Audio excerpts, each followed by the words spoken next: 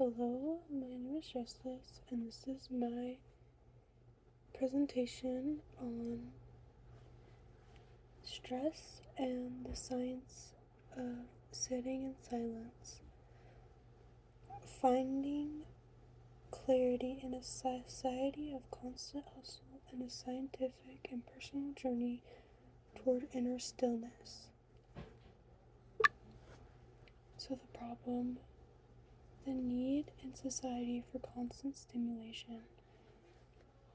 We live in a society where stress is not just normalized, it's idealized. From digital stimulation to academic demands and showing up in work and pressure for survival and success.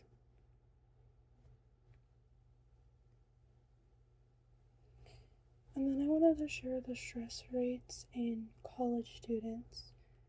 58% of young adults, 18 to 34, navigate major transitions, leaving many in a state of chronic nervous system activation, a state of paralysis.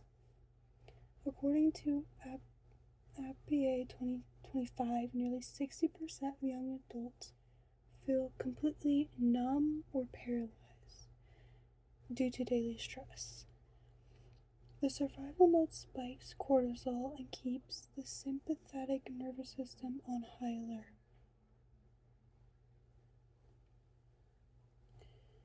And then I want to talk about the past and the future. The past is anchored in depression, ruminating on what already happened and on the old and the mistakes and the drowning in regret.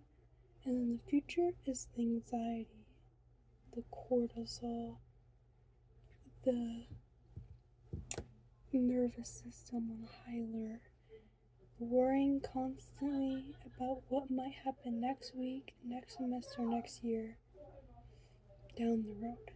And then we have the present, the missing anchor. Because we're rarely pulled into the immediate now, we feel completely paralyzed by the mental friction around us. My own experience. I completely understand this, and I've been through major life changes, and that's what had me do meditation. I felt very burdened with everything, but I realized that I didn't have to carry this, and I was really stuck in my head. And when I started meditating, everything shifted. I allowed myself to just be. I became more grounded, and I truly enjoyed the time in my own space instead of fighting my mind. I learned to just enjoy my creative thoughts and ideas and allowed them to flow and let go, detaching from the stress. My attitude changed and aligned to a version of myself I liked. I was curious about how this all works, and I'm interested in this because I want to be a therapist and a psychologist, and I want to help people with stress. So I decided to choose this topic I'm going to talk about today. I just wanted to get to know more about the science behind meditation in the mind and the nervous system, and just share the back to benefits of meditation for the mind and our overall well-being. So, meditation misconceptions. Misunderstood as a task of having no thoughts, or it's actually training our focus. And then a culture obsessed with productivity, you might be like, I'm just sitting down. Like, what is this even doing for me? Like, I have things to do. And then racing thoughts. You might sit down and be like, this isn't helping. It's just making me have more anxiety. But it's actually really showing you how much you're absorbing. Like, your mind is absorbing this thoughts around you and things. And then meditation is a mental anchor. Meditation is a mental anchor.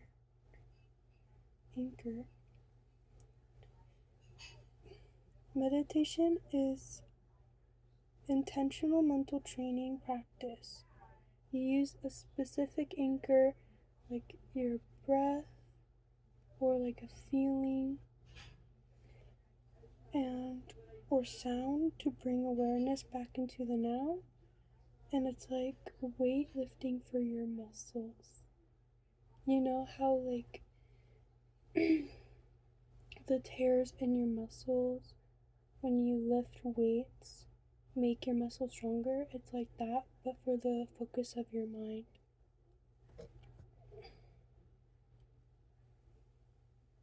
And then I wanted to share cortisol, the stress hormone, and then melatonin, the hormone that helps you sleep. So it is a mechanism produced by the adrenal glands via the HPA axis, and it prioritizes glucose mobilization and alertness for survival. So this hormone is for like a fight or flight response, and there's a lot to it that I'm going to share with you. But actually, the survival mode breaks down tissue to provide immediate energy. And yeah, it breaks down a lot of things that I'm going to share, like also our genes, our DNA. And melatonin, sleep and hormones. Psychology 2004, Solberg L.A. documented the significant natural spike in melatonin levels that allow the body to clear out daily toxin and repair tissues. So meditation actually has like much more effects than we realize, because it can help us sleep. It can help us relax, and when you sleep does so much more than you realize for our body. It builds up our tissue, it flushes out toxins and cellular waste. It encourages immune support and DNA repair. And it is produced by the pineal gland, and it signals for sympathetic repair, immune activation, and deep cellular cleansing. Again. Okay, and then I found this really interesting. The brain rewires itself. The study, Harvard MRI study 2011, proved just 8 weeks of mindfulness physically changes the brain. And then right here, I got the little images of all the things. Okay, so I got factors to stress impact and meditation. Amygdala, I think that means. It's right here. In the state of stress, of fear and flight response. Impact of meditation reduces and regulates the noise and sensitivity of like thoughts and things and triggers around us. And then gray matter, so what it looks like. Emotional regulation, memory, and cognitive function. This is what it functions for. In state of stress, decreased density. And when it is in a state of meditation, increase in hippocampus, which helps with memory, helps put context of experiments and thickness and prefrontal for making decisions, emotional regulation, impulse control, DMV network. I wrote about this. Not in DMV, DMN, the default mode network.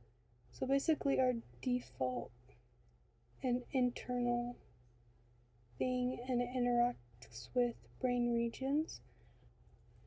There's different brain regions in the brain, and in a state of stress you can be ruminating, criticizing yourself, or overthinking, and it's just really overactive. But when it's in a state of meditation, there's significant reduction of that. It rewires genes, and I really like this. So these are our chromosomes, right?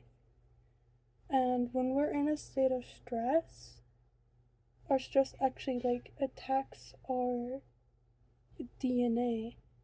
But when we meditate, we get telomeres that repair these caps on our DNA, which makes us live longer because they naturally wear when you get older. And then,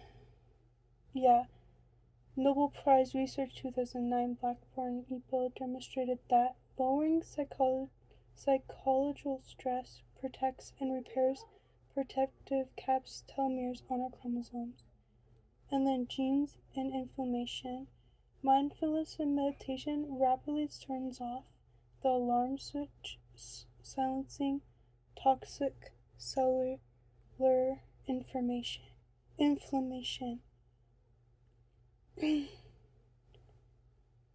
So literally, it stops toxic cellular inflammation, and it helps you repair your DNA and live longer. And it's really interesting. And it also flushes out any toxic things in our body. It does a lot for more than you think for our body. Then I want to talk about the nervous system. Harper Benson coined the relaxation response, proving the physical shift from sympathetic survival to parasympathetic healing mode. And I learned this from this class. The sympathetic system is the flight or flight, and it prioritizes muscle action and heart rate during stress.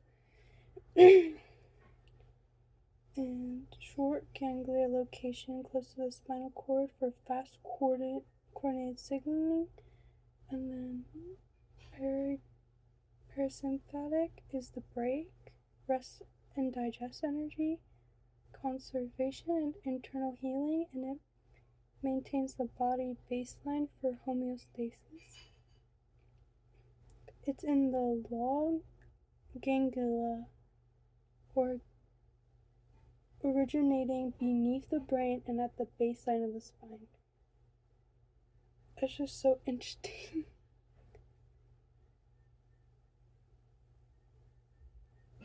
Okay.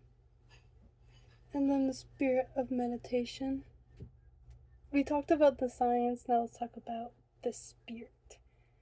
Detachment is about stepping back from the endless chatter of the mind and the pull of external pressures, allowing us to let go of our ego concerns and create a space for alignment where our inner wisdom or heart can finally be heard, bringing a deep sense of connection, alignment with our true self in the present moment.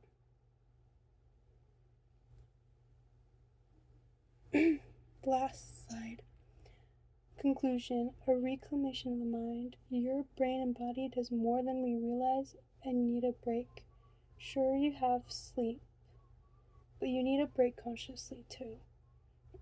Watch how much your life changes by simply sitting and going within. Your mind shouldn't be a state of stress that you avoid. It should be a safe space that you embrace. And honestly, I want to add, like, you should honor your body. It does so much for you. And I just want to say thank you for listening. And meditation and just sitting and going within does a lot more for your body and mind than you realize, and it's really good for you. It regulates your body and mind and rewires your genes and your DNA. Like, it helps all that. It rewires your brain and your genes and all of that. So go meditate and find some time to meditate today. Thank you for listening.